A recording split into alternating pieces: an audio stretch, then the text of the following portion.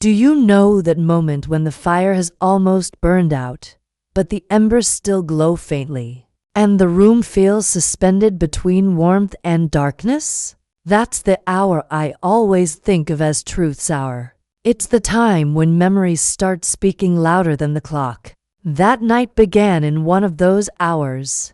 Outside, the snow had been falling since afternoon, thick flakes swirling against the glass, soft enough to make the world seem quieter than usual. I had finished my dinner alone, as I usually did these days, and settled into my chair by the fireplace with a cup of chamomile tea. The television murmured softly in the background, but I wasn't really listening. My eyes kept drifting to the flames and the way they danced like old stories, bright one moment, fading the next. There's something about firelight that brings back faces. Sometimes I see my husband there, his patient smile, the glint in his eyes when he'd tease me for burning the stew. Sometimes I see the children, small again, sprawled on the rug, their laughter filling every corner. But that night, the flames showed me something different, an emptiness, a space waiting to be filled by something unexpected. Then came the knock. It wasn't loud, just a hesitant tapping, almost swallowed by the wind. I froze for a second, startled. No one knocks on my door that late, not since the children moved to other cities, not since Robert passed away. The sound came again, a little more urgent this time, and I stood up, pulling my shawl tight around my shoulders. When I opened the door, a gust of icy air rushed in, followed by a young woman. She looked barely 25. Her cheeks were red from the cold, her hair wet, and she was shivering badly. "I'm so sorry," she said, her voice trembling. "My car broke down near the lane. My phone died. I saw your porch light and thought maybe you'd help." For a moment, all I could do was stare at her, lost, fragile, hopeful. She looked like she belonged in another world, a faster, noisier one, not in my quiet little cottage. And yet something about her face tugged at my memory. "Well, come in, dear," I said finally. "You'll catch your death out there." She stepped in quickly, stamping her boots on the mat, the relief visible in her breath. I shut the door behind her, sealing out the storm, and motioned her toward the fireplace. "Sit down before you freeze," I said. "I'll make you some tea." "Thank you," she murmured, sitting gingerly on the edge of the couch. Her eyes wandered around the room, the books stacked unevenly, the framed photos on the mantel, the old crocheted throw over the armchair. "It's beautiful here," she said softly, like time slowed down.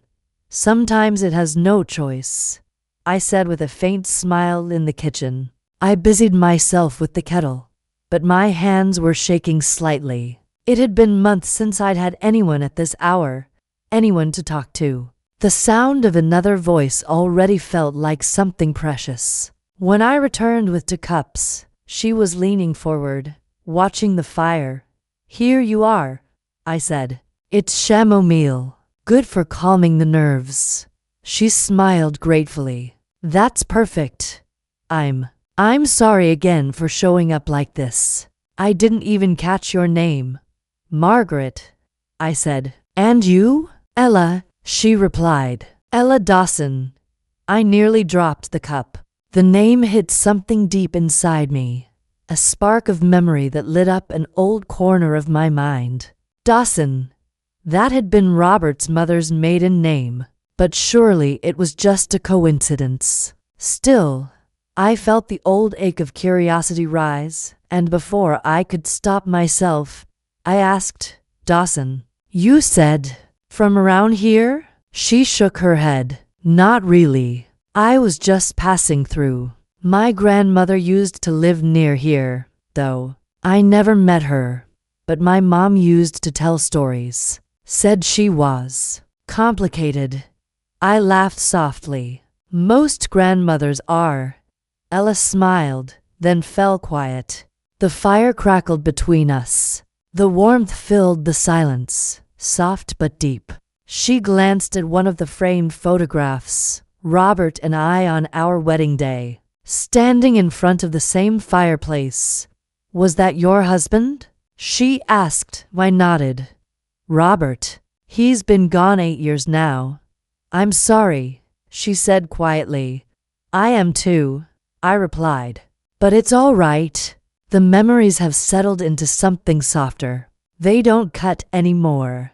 She looked at me as if trying to understand what that felt like, to reach the age where pain becomes gentler, more like a shadow than a wound. We talked for a while. About her car. About how she was driving to see her mother. About how the roads out here weren't kind to strangers. She told me she worked in publishing, though lately she'd been questioning everything. Her job, her city life, her sense of purpose. "It's like I'm running," she said, "but I'm not sure where or why." I smiled sadly. "We all run, dear. Some of us just start walking slower after a while." The storm worsened, and soon it was clear she wouldn't be going anywhere that night. I offered her the guest room, the one no one had slept in since Robert died, and she accepted reluctantly. After showing her the room, I went back to my chair by the fire and sat down again, listening to the wind clawing at the windows. For the first time in years, the house didn't feel quite so empty. I woke early the next morning, the kind of cold dawn where the sky looks bruised before it turns pale. The smell of coffee reached me before I even stepped into the kitchen. Ella was there, her hair tied messily, standing by the counter. "Oh," she said, startled. "I hope you don't mind. I found the coffee, and of course not," I said, smiling. "I'm impressed you found it. I can never remember where I put things." She laughed, handing me a mug. "You've got a lovely place here." "Thank you. It's been my world for a long time now." We sat at the table, sipping in companionable silence. She asked about my life, about Robert, the children, the garden I used to tend. I found myself telling her things I hadn't spoken aloud in years. How Robert loved to whistle while chopping wood. How we used to dance to old records on rainy nights. I even told her about the miscarriage I never mentioned to anyone but him, the one that made us decide two children were enough. She listened without interruption, her expression open and sincere. And when I finished, she reached across the table and squeezed my hand gently. "Thank you for telling me that," she said. "It means a lot." Later, when the snow began to ease, she helped me clear the walkway. We worked quietly, the rhythm of shovels and laughter mingling with the crisp morning air. It felt oddly easy, natural, as if we'd known each other longer than a night. When she packed her things, I felt an unexpected pang. I wanted to ask her to stay another day, to share another meal, to keep the quiet house alive a bit longer. But instead, I just said, "Drive carefully. The road past Miller's Creek can get icy."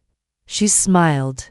"I will. Thank you for everything, Margaret." She hesitated then, as if wanting to say more, but instead she stepped forward and hugged me.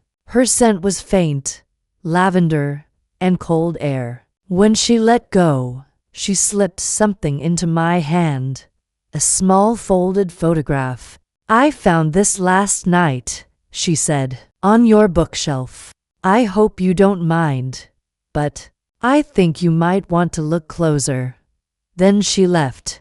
I stood at the door long after her car disappeared down the lane, staring at the photo in my hand. It was old, one of Robert's army photos, but there was something I hadn't noticed before. In the corner of the frame, half hidden behind him, was another soldier. The resemblance to Ella was unmistakable. That night, I couldn't stop thinking about it. The name, the face, the timing, all too strange to be chance. I went to the attic, where old boxes of letters and keepsakes were stored, and began searching. My hands shook as I opened the lid of the box marked Robert, 1948 to 1953. Inside, among the brittle papers, I found a letter addressed to Thomas Dawson. The pieces fit. Thomas had been Robert's closest friend during the war. They'd written to each other for years afterward, but one letter from Thomas had come with a postscript. If anything ever happens to me, please look after my family. I never knew what became of them. Until now, Ella wasn't just a stranger. She was Thomas's granddaughter. The realization left me trembling. The storm that had brought her here wasn't just weather. It was something deeper, as if the past had found its way back to me through her. The next day, I called the number she'd scribbled on a note before leaving. She answered quickly, her voice bright. "Margaret, I was hoping you'd call. I think," I said softly, "I knew your grandfather once." There was a pause, then a sharp intake of breath. "You knew Thomas Dawson?" "I did. He and my husband served together. He was a good man." We met again a week later, at a small cafe halfway between our towns. She brought an old photo album, her mother's. As we turned the yellowed pages together, faces long gone smiled up at us. She pointed to a picture of a little girl sitting on Thomas's shoulders. "That's my mom," she said. She never really talked about him. He died young. I touched the photograph gently. He was brave. They both were. We spent hours talking, not just about the past but about life. Hers, mine. All the winding paths that had led us there. She told me how lost she'd felt lately, unsure of where she was heading. I told her how, sometimes, it's only by looking back that we find the courage to move forward. Before leaving, she hugged me again and said, "You know, I think that storm wasn't an accident." "Neither do I," I replied. Months passed. We kept in touch. She'd call every Sunday evening, sometimes just to talk about her week, sometimes to ask about recipes or books. It was strange how natural it felt, this friendship that had bridged generations and circumstance. One evening in spring, she arrived unannounced again, her smile brighter this time. "I brought dinner," she said, lifting a basket, "and I wanted to see the garden you told me about." We ate on the porch, the last light of day spilling across the grass. The flowers had started blooming again, lilacs, tulips, and the old rosebush Robert had planted years ago. As she helped me clear the plates, she said, "You know, I told my mom about you. She cried when I showed her your husband's photo. Said she remembered the name Margaret from one of Grandpa's letters." I felt tears sting my eyes. "He wrote about us?" She nodded. "He said Robert and Margaret were the kind of people who made war feel almost human." That night, after she left, I sat by the fire again. The flames danced softly, just as they had that first night. But the silence in the house was different now. Not heavy, peaceful. The kind of silence that hums with presence, not absence. I thought of Robert, of Thomas, of all the years that had slipped by unnoticed. I thought of Ella, of how a broken car and a winter storm had brought her to my door. And I realized that life, in its quietest ways, still had a knack for surprising me, still had gifts to give, even when I thought I'd already unwrapped them all. The fire burned lower, a soft glow fading into ember. I sat there until the last spark dimmed, feeling the warmth linger on my skin, and whispered into the quiet, "Thank you." Not to anyone in particular. Maybe to the past, maybe to the storm, maybe to the part of me that had finally, after all these years, found company again before the fire went out.